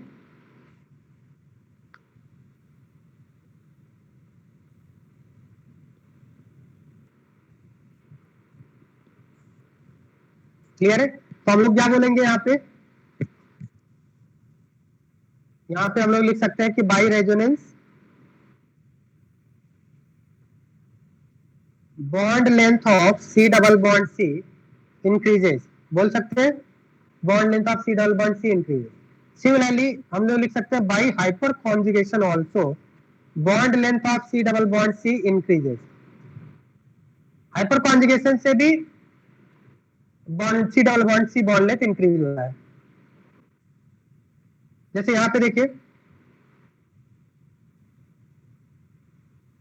CH2 डबल बॉन्ड CH2, और यहाँ पे हमने ले लिया CH3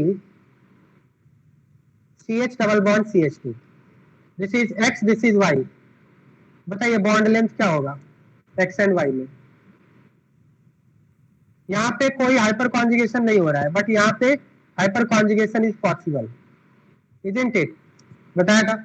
अब हाइपर कॉन्जुगेशन से क्या होता है, यहाँ पे बॉन्ड ऑर्डर आपसे पूछा जाए कितना होगा, सीसी बॉन्ड ऑर्डर बताइए, सीसी बॉन्ड ऑर्डर 2 है, प्योर डबल बॉन्ड, राइट। यहाँ पे बॉन्ड ऑर्डर कितना होगा, देखो मैंने हाइपर कॉन्जुगेशन में क्या बताया था आपको, हाइपर कॉन्जुगेशन में जो sp3 hybridise sp3 hybridise alpha hydrogen है वो ब्रेक होता है, और ये क्या कन्वर्ट हो जाता है, H प्लस निकल जाता है, ये माइनस में कन्वर्ट हो जाता है।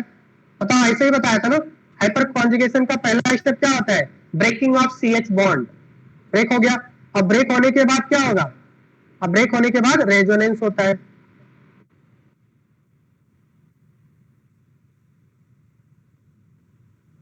तो इसका मतलब यहाँ पे जो डबल बॉन्ड था उसको क्या कर दिया, क्या हाइपर कॉन्जुगेशन ने डबल बॉन्ड को सिंगल बॉन्ड में कन्वर्ट कर दिया या नहीं, बताइए।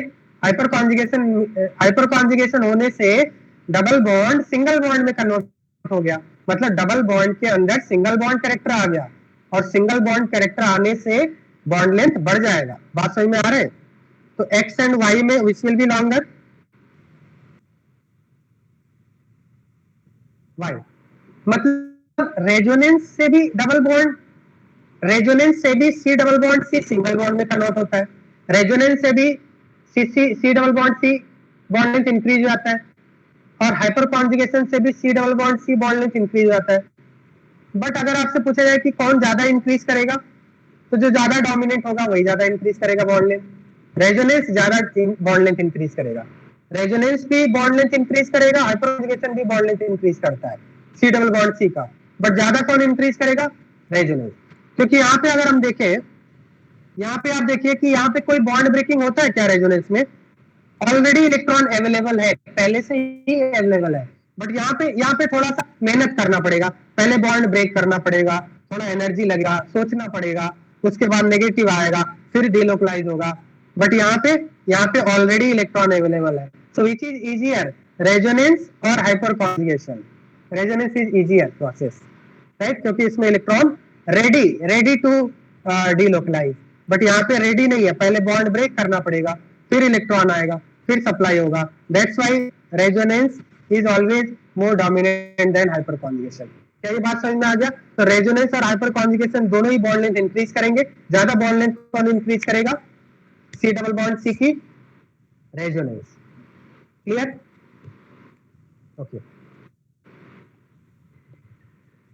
क्वेश्चन लिखिए, compare C double bond C bond length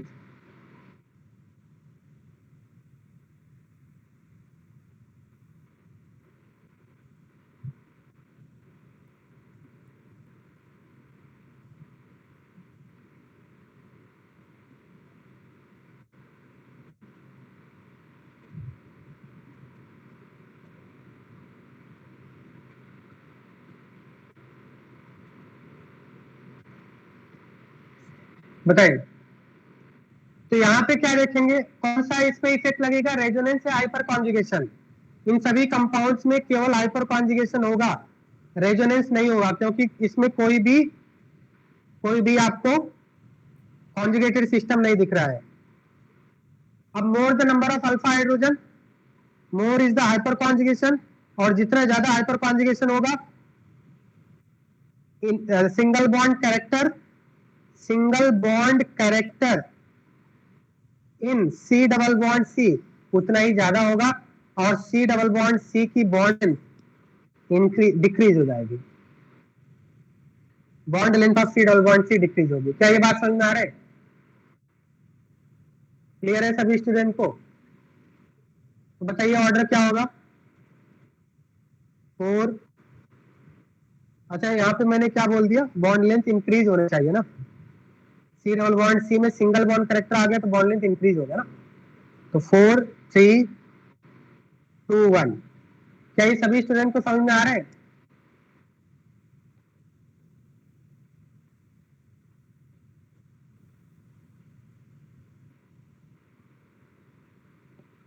अगर नहीं समझ में आएगा तो बता देना।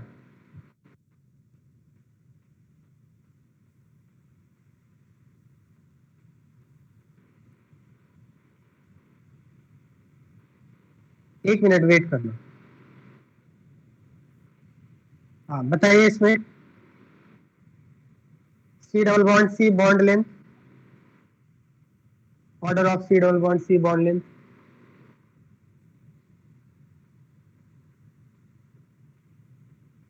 1 2 3 4 मान लो इसको।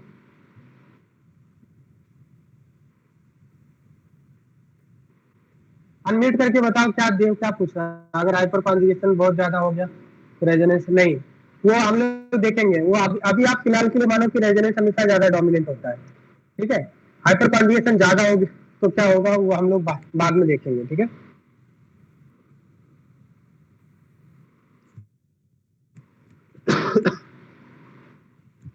बताइए ऑर्डर क्या होगा, order of C double bond C bond length.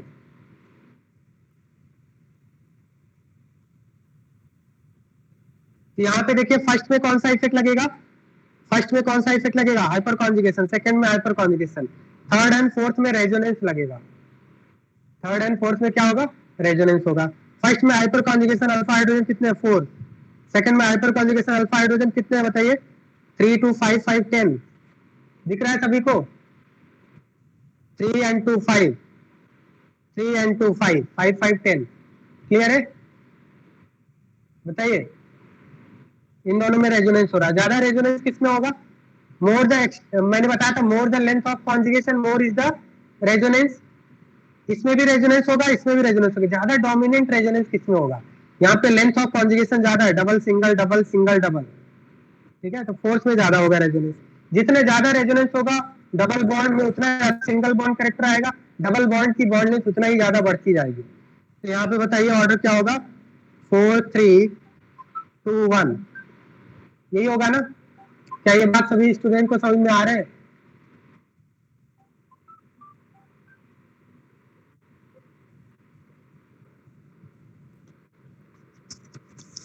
Hello hello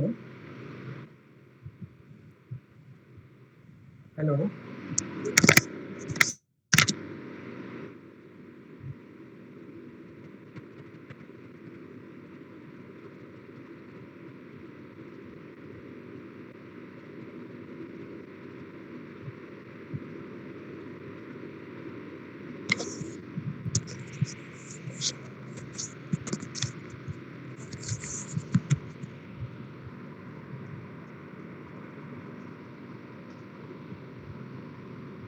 okay next लिखिए। So this is bond length, कौन सा है ये आपका हो गया।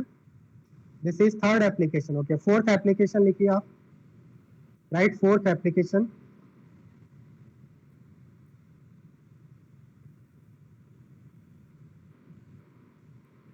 Fourth application is stability of alkene.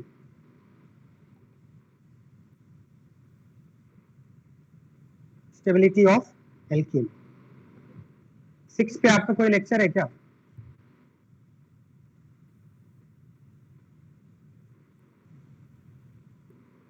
Stability of alkene. So stability of alkene increases by resonance and hyperconjugation, but more by resonance. मतलब alkene की स्टेबिलिटी इंक्रीज होती है. अगर किसी एल्कीन में रेजोनेंस हो रहा है तो उसकी स्टेबिलिटी इंक्रीज होती है, वो एल्कीन ज्यादा स्टेबल होगा. फॉर एग्जांपल क्वेश्चन है, compare the stability of following alkenes.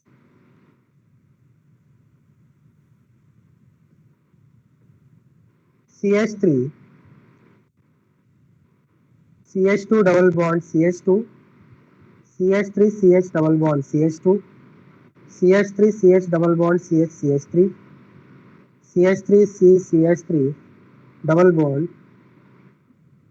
इस तरह से आपका which alkene is having maximum stability. तो इसमें अल्फा हाइड्रोजन काउंट कर लो आप. पहले में अल्फा हाइड्रोजन कितने हैं? 0, इधर 3, इधर 6 और इधर कितने हैं? 12 है. तो more the alpha hydrogen, more is the hyperconjugation, more will be stability of alkene. मतलब हाइपर कॉन्जुगेशन क्या करता है? एल्कीन को स्टेबलाइज करता है, क्योंकि हाइपर कॉन्जुगेशन में CH बॉन्ड ब्रेक होता है और एल्कीन के एंटी बॉन्डिंग मॉलिक्यूलर ऑर्बिटल जो वैकेंट होते हैं, जिनमें इलेक्ट्रॉन की जरूरत होती है, उसमें इलेक्ट्रॉन सप्लाई करता है. तो जितना ज्यादा हाइपर कॉन्जुगेशन होता है एल्कीन उतना ही ज्यादा स्टेबल होगा. तो अगर आपसे पूछा जाए इन सभी एल्कीन्स में से which alkene will have maximum stability, तो आपका आंसर क्या होगा?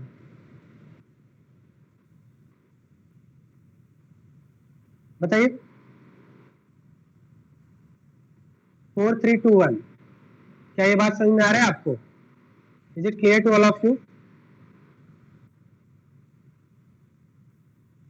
This is question number 1. Second question लिखिए.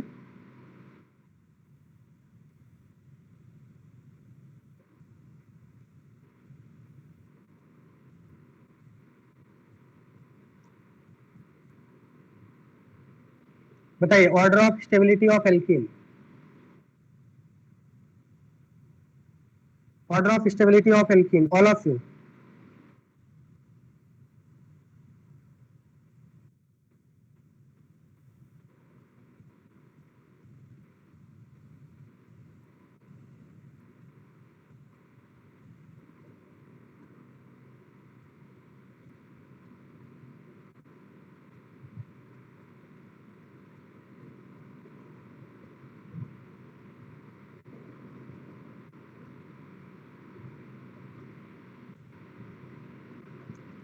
तो इसमें फर्स्ट में क्या होगा? हाइपर कॉन्जुगेशन अल्फा कितने हैं? 4. सेकंड में हाइपर कॉन्जुगेशन अल्फा कितने हैं? 10. थर्ड में क्या होगा? रेजोनेंस. फोर्थ में भी रेजोनेंस, ज्यादा रेजोनेंस इसमें होगा फोर्थ में. तो इसमें हमें पता है रेजोनेंस भी एल्कीन को स्टेबलाइज करता है और हाइपर कॉन्जुगेशन भी एल्कीन को स्टेबलाइज करता है. ज्यादा कौन स्टेबलाइज करता है? रेजोनेंस. तो इनमें से सबसे ज्यादा स्टेबल कंपाउंड कौन सा होगा? बेंजीन. उसके बाद क्या होगा? 3. 3 के बाद 2 एंड 1. 2 और 1 में कैसे कंपेयर किया? दोनों में हाइपर कॉन्जुगेशन हो रहा है, तो based on alpha hydrogen. Based on alpha hydrogen. क्या ये बात समझ में आ रहा है? और 3 और 4 में कैसे कंपेयर किया? 3 में एक्सटेंड लेंथ ऑफ कॉन्जुगेशन कम है, 4 में लेंथ ऑफ कॉन्जुगेशन ज्यादा है. यहाँ पे up to 4 carbon atom conjugation है, यहाँ पे up to 6 carbon atom conjugation है. So more the length of conjugation, more effective will be resonance. क्या ये बात समझ में आ रहा है? Is it clear to all of you? See, there will be reso plus hyperconjugation. 3 reso, हाँ बिल्कुल, ये भी लिख लीजिए, कोई बात नहीं. तो उससे क्या हुआ? रेजोनेंस वाला तो ज्यादा ही डोमिनेंट होगा ना. ठीक है. बेसिकली अब यहाँ पे अगर हम देखें 4 में अगर हम देखें तो 4 एरोमेटिक कंपाउंड है. अगर मान लिया सपोज कोई साइक्लिक कंपाउंड है और उसके अंदर अल्टरनेट डबल बॉन्ड है, तो उसको एरोमेटिक. और aromatic compound are very very stable compound. Alternate double bond है और साइक्लिक कंपाउंड है तो वो एरोमेटिक बन जाता है, आगे चल के हम लोग पढ़ेंगे। तो बेंजीन से ज्यादा स्टेबल तो कोई है ही नहीं, बेंजीन मैक्सिमम स्टेबिलिटी का आएगा। समझ में आ गया बात आपको?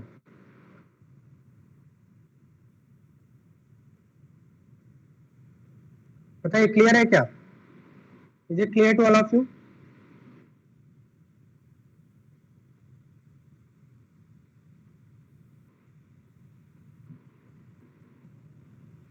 नेक्स्ट बताइए, what will you order of stability?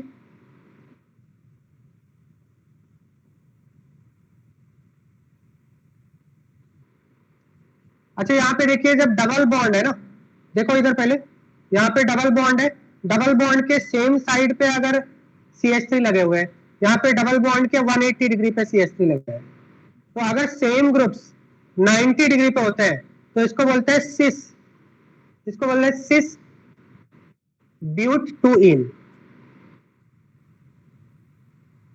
और ये क्या होगा, जब 180 डिग्री पे होता है तो उसको बोलते हैं ट्रांस, 180 डिग्री को ट्रांस बोलते हैं, trans but two ene. First and second मैंने आपको 11th क्लास में बताया था, अगर आपको याद हो तो, ठीक है। तो अगर यहाँ पे देखें तो this is also butene, this is also butene, what is difference between these two? ये भी ब्यूटीन है, ये भी ब्यूटीन है, तो इनमें क्या डिफरेंस है? इनमें ओरिएंटेशन का डिफरेंस है।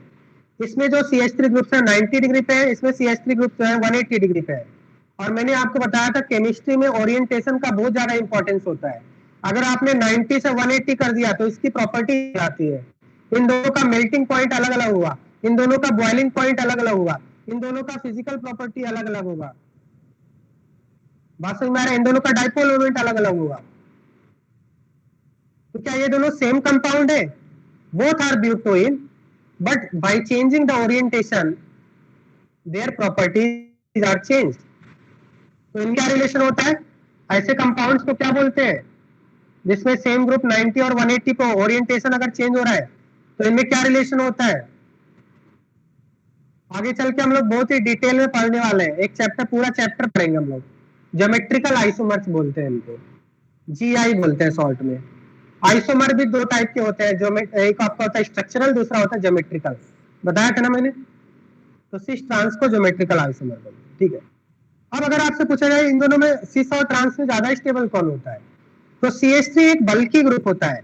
अगर आप CH3 को एक्सपेंड करके लिखेंगे तो CH3 में जो कार्बन होता है वो sp3 आयोडाइड होता है, वो काफी बल्की ग्रुप होता है CH3।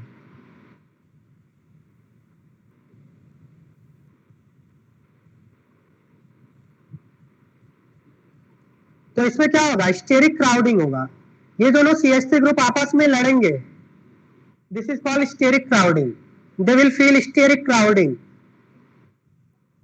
There will be mutual van der Waals repulsion. दो बल्कि ग्रुप एक दूसरे के पास में नहीं होना चाहिए, that will lead to instability in the compound, van der Waals repulsion. So this is relatively less stable. This is relatively less stable. But अगर दोनों CH3 ग्रुप को 180 पे लगा दिया तो क्या वहां पे भी स्टेरिक क्राउडिंग होगा? क्या 180 डिग्री पे भी स्टेरिक क्राउडिंग होगा? नहीं। तो यहाँ पे क्या बोलेंगे, this is relatively more stable, no steric crowding. तो बताइए, अगर आपसे पूछा जाए सिस और ट्रांस से ज्यादा स्टेबल कौन होता है? This is trans, this is cis, ज्यादा स्टेबल कौन होगा?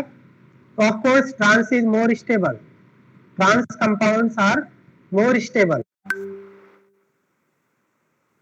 क्या ये बात समझ में आ गया? अगर अल्फा हाइड्रोजन के बेसिस पे आंसर देंगे तो आप नहीं दे पाएंगे, क्योंकि अल्फा हाइड्रोजन तो सभी के अंदर 6 है। बात समझ में आ रहा है? अल्फा हाइड्रोजन कितने हैं? अल्फा हाइड्रोजन सभी में 6 है। तो यहाँ पे स्टेरिक क्राउडिंग के बेसिस पे आंसर देना है। तो सिस और ट्रांस में ट्रांस हमेशा ज्यादा स्टेबल होता है, क्योंकि वहां पे ग्रुप्स कंफर्टेबल होते हैं, राइट। अब यहाँ पे देखें, थर्ड वाले में दो CH3 ग्रुप एक ही कार्बन से अटैच है, तो ऐसे ओरिएंटेशन को बोलते हैं जेम, तो इसको बोलते हैं जेम ओरिएंटेशन।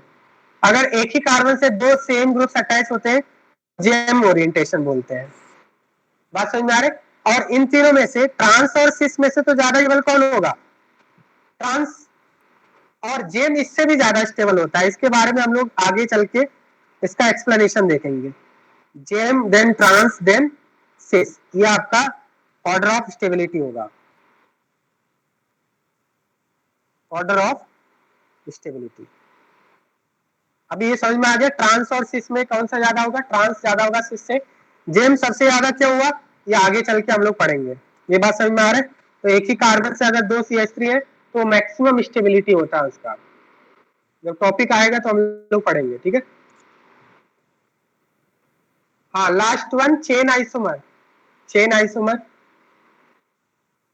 हाँ मेन चेन में, यहाँ पे मेन चेन में 3 कार्बन है और यहाँ पे मेन चेन में 4 कार्बन है। Yes, they are chain isomers, they are correct, they are chain isomers, ठीक है। बात समझ में आ गया? क्लियर?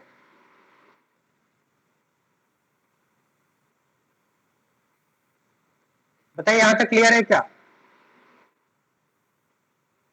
अब बताइए, आपका कोई क्लास है क्या अभी? PAB2 PAB1 कोई क्लास है क्या?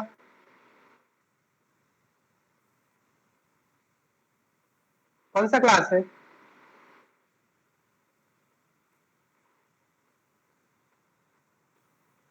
हार्दिक कौन सा क्लास है? अनम्यूट करके बताओ। मैथ्स का क्लास है, अच्छा ठीक है, ठीक है। तो आज के लेक्चर में जो भी हमने पढ़ा है इसको आप रिवाइज कर लेना, ठीक है। 6:15 पे क्लास होगा ना आपका? क्लास कब है, 6:30 या 6:15?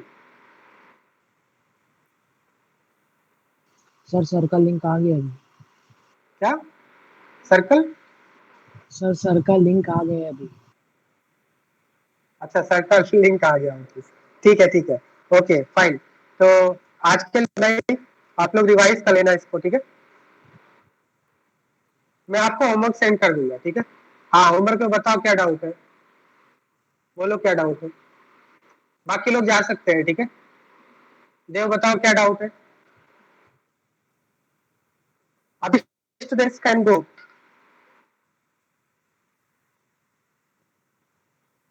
F1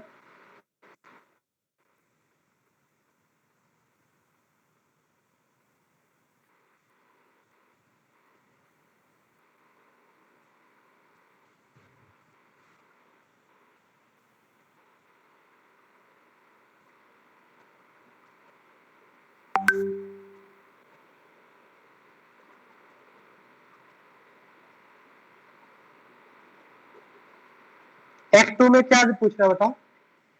F2 कौन सा क्वेश्चन? जे, F2 का जे। जे, हाँ इसमें क्या पूछा? In each of the following molecule और ions hyperconjugation effect is observed, right the number of alpha hydrogen. तो ये तो बहुत ही सिंपल है। कैलकुलेट करने के टाइम पे हम लोग रिपीट नहीं करेंगे एक पोजीशन पे?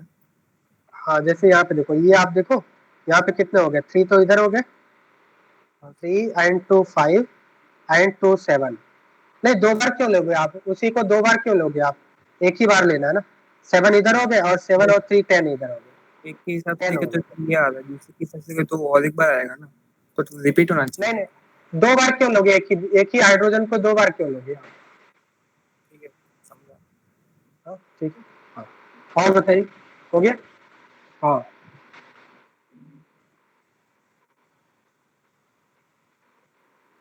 Exercise 2 part 2 6, exercise 2 part 2।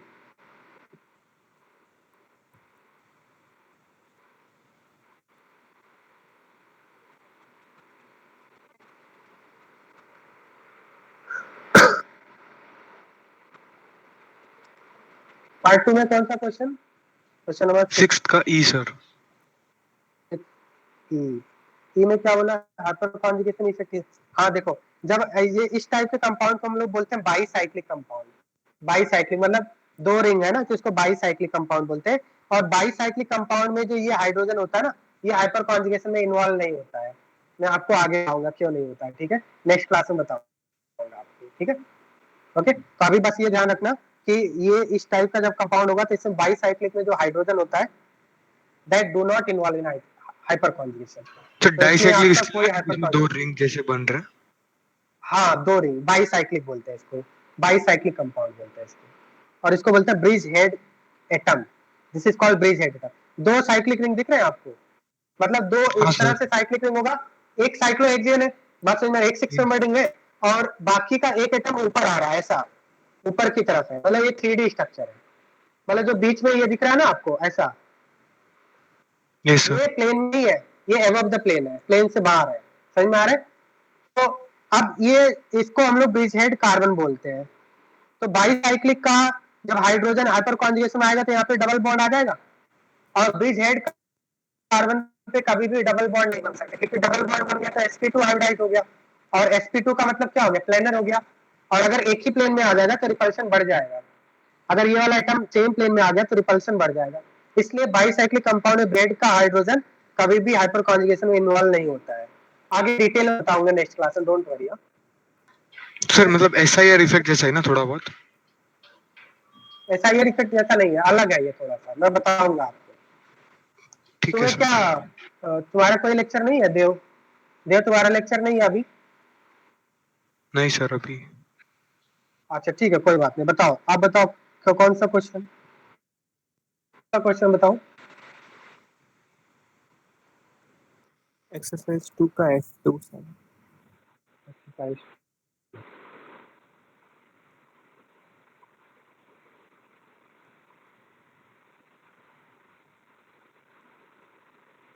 Exercise 1 का ही है, एक्सरसाइज 1 F2।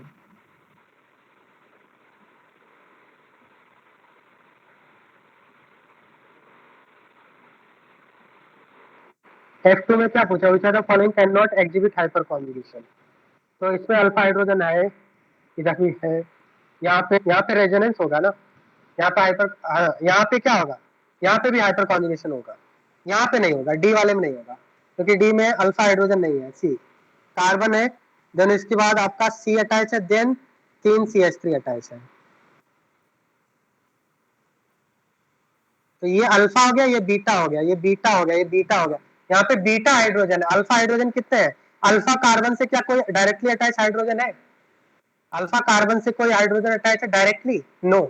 तो अल्फा हाइड्रोजन 0 है, बीटा हाइड्रोजन